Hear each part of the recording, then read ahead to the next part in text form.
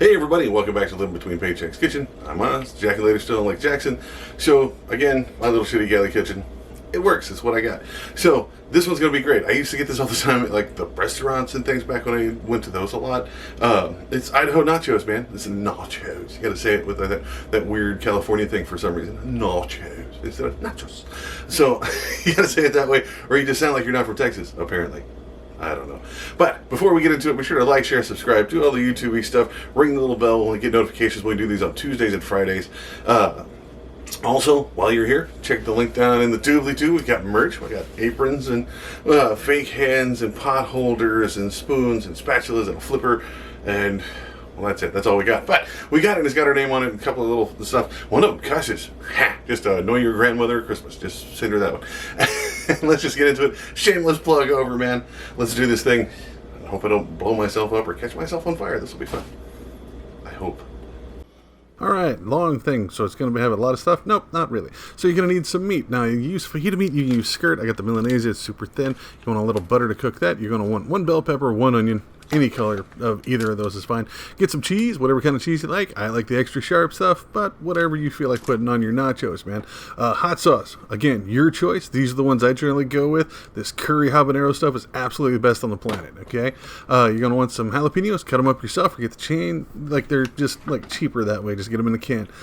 Sour cream. I like this on mine. I'm going to show you a trick. It's kind of what makes this great. You get some of this, the ranch stuff. It turns into a giant ranch, but it's super thick and it's amazing, especially when you put it on, like, potatoes and fries and stuff. You want to have some kind of fajita seasoning, whatever kind you want. I'm trying this Taco Bell stuff just because it caught my eye. You're going to need some kind of frozen potato wedges or fries or whatever. Waffle fries are traditional, but I just can't find them anywhere close, okay? So we're just going to take those, and you're going to need some oil to fry your fries. You can put them in the air fryer, you can put them in the oven. It's up to you. I like frying them, A, because it's oily and unhealthy, and it makes my doctor mad, and because it makes them super crispy. Now, first things first, watch your fruit and veg. Now, you got those cut. Now, you start with your onion. Just cut off the papery nipple, and you're going to cut off the root. Now, try to get it as close as possible. I'm using the chopper because it was the only one that's clean. Do not have to do that. Just get you a nice, sharp knife. Shout out to Scott, who got me that knife there. It was pretty nice. And then pull all the onion paper skin off, right? It doesn't cook. It tastes horrible. Do whatever. So now that you got your bell pepper, you're going to try to cut around the top and just pull that out. Like, just straight, like, again, it's... Temple of Doom, man, Indiana Jones style. You got to tear the heart out of it. And if you just take a knife and cut around the top, this is the one I got, just reach in and pull it out. Yeah, Kalima, make it all pump like a heart. Doom, doom, doom, doom, right? And then get rid of that. Okay, so that's just seeds and stuff. Now, you want to get all the veins and seeds out of this thing. So just cut it down the top and then reach in and pull them out. I got most of them out, so that's why I didn't do that. And then I cut them lengthways here, so I get these long strips when I go in my fajita stuff. Could have cut out more of the veining, that's the white stuff there, but it really doesn't matter, especially when I want to cook it down. Now this onion, we're going to do the whole thing. You can cut it sideways and get rings, or you just cut it. Now I'm going to chop it. I'm going to cut it one way and then the other to get some decent sized pieces out of it. So when you're cutting it down here, be sure you're spinning your knife. I'm going to show you here. So when it's up top, it's going to be straight up. The rest of it's kind of angling, so it keeps your pieces all one size, basically. It's just the edge of the onion. I leave them this size, so I get these long, skinny pieces here. They're really nice, but when you get an onion that's got this really deep heart here, where it's just huge, sometimes you need to take that, set that down, and cut it itself, because you don't want just giant chunks of onion in there. So if you get in the middle, and there's giant big pieces of it, just give it a couple more whacks, slice it down, set it aside. Again, do the whole thing. Now your meat, the skirt steaks usually come pre-seasoned or sliced. Now I just got this Milanese because it was like $4.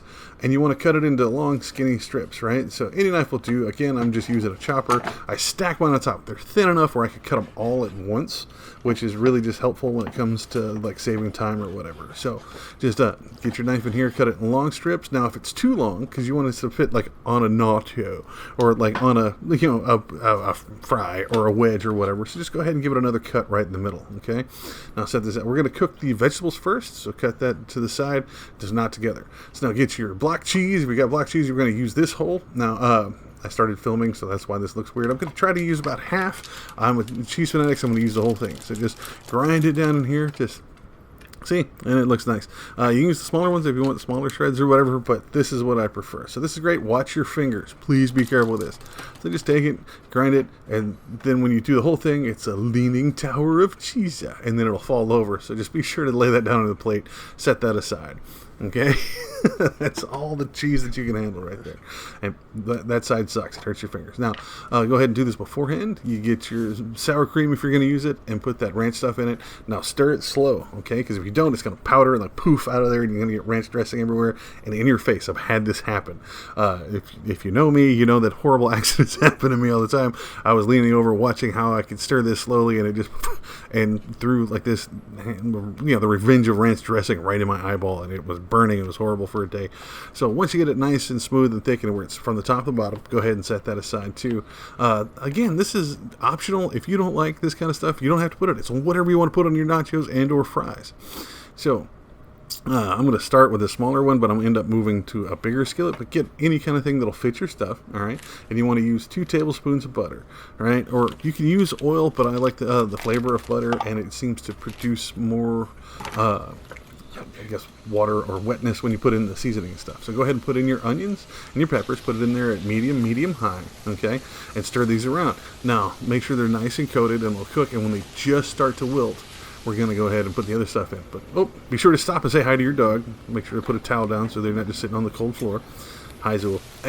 And go back to your food. Wash your hands, all right? So give these a nice stir. Break up the onions and the peppers and stuff if they didn't come apart when you cut them. Go ahead and get that done. Make it nice and stirred around. I don't know why I got so much footage of me stirring vegetables, but it's an important part of this, so I guess that's why. So once they just start to wilt, when they just start to get see-through around the edges, go ahead and add your meat, okay? The meat is super thin and the vegetables are super thick, so it's going to cook the meat faster than the vegetables, and I just want those I still want them a little crispy when I have them on there, just not over. You get your meat, especially if it's the super thin stuff, when you cut it, it kind of sticks together. You want to go ahead and break that up.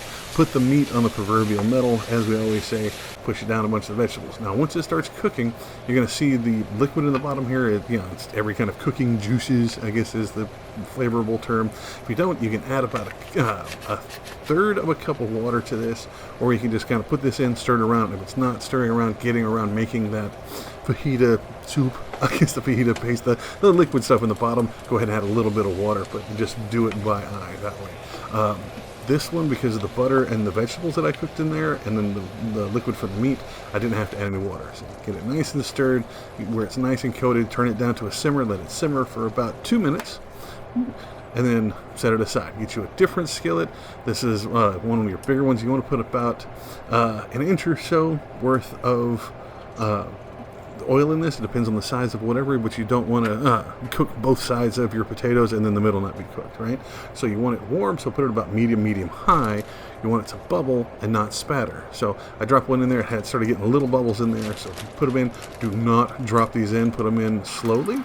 If not, it'll pop hot oil up on you and you will burn, and it's horrible. And even my skillet says no there for some reason. So yeah, put them in here, and like you see now, it's still warming up, and you just put a bunch of frozen stuff in it, so it's going to take a while to warm up. Get you a slotted spoon, you get your paper towel covered plate to the side. That's your secret weapon that you're going to deal with grease stuff. So this is what you want. You want these bubbles here. You don't want it spattering and exploding out of it. So it's spattering out, turn it down a little bit. Okay, you want to keep turning these every minute or so, whatever, and you'll start browning on one side instead of on the top because it's closer to the heat, so you got to turn them a bit. It says in a deep fryer where they float around and it gets both sides, is what I'm saying. So you can put more oil in it, I guess, but that just seems wasteful. Once they get nice and brown, the easiest way to do it is get you a fork. And when you go to put a fork in it, it gives resistance because potatoes get soft when they start cooking, and then they get harder again. So when they're still soft, they're going to fall apart and not cook. You want to keep them and get them nice and crispy. Just don't eat them around me. But once you get nice brown stuff, kill your heat and pull these out, set them on your stuff. Now, as soon as you pull them out, this is where you want to salt them because they're fries. Some of them are pre-seasoned, so that's on you. If you want to use salt, this is when you put it on there. The heat and the grease gets it to stick to it. I'm going to show you how to dress this real quick without breathing because I'm recording this super fast. One of the first things you want to put on is your cheese because it melts because the fries are still hot straight out, whatever, and you're going to put the fajitas on top of it. So cheese first. Then you get your fajitas. I wish I had my tongs. I believe they're in the dishwasher. So pull these out. Be sure to get the peppers and the onions and stuff on there. And remember, if they're cooled off or you didn't keep them warm while you're doing the other stuff, stuff, just put them in the microwave for a couple minutes, or a couple seconds, right? Like 10, 30 seconds, whatever. Hot sauce, then your ranch sour cream stuff, which is amazing with the fries and stuff. So definitely try this. I use it as like dip for my chips and stuff and everything else. But oh, and your jalapenos. Now I thought these were slices of the rings. This is just like chopped up little pieces of jalapeno, but they work fine. They spread out a lot better. Now I got some bacon bits. It didn't fit in the budget, but I got to eat this. I'm going to put it on there, and I didn't want to lie to you guys. If you can get the cheap, real pieces of bacon stuff, and you can find it for cheap, put it on there. It's amazing. And there you have it. It's what we call Idaho Nachos. Again, if you use the waffle stuff, they look more like chips, or they will be chips over for my people overseas. But this is what we do. It's super loaded. Like potato fries, man. Like it's really good. Try it. It's well under our budget, but just barely. Like bacon, anything bacon kind of takes it over, but it puts it under our budget, so it works out really well. If you try this, let me know. It doesn't hold up well for meal prep because the potatoes are hard to reheat. If you put them in an air fryer, it's good, but then if you keep it separate, you can reheat it. But if you put it together, just microwave it and call it good. So yeah, try this out. Well, I hope the AC isn't screaming too much, but it got really hot in here in Texas. But there you have it, man. Like the most loaded french fries you can find around here.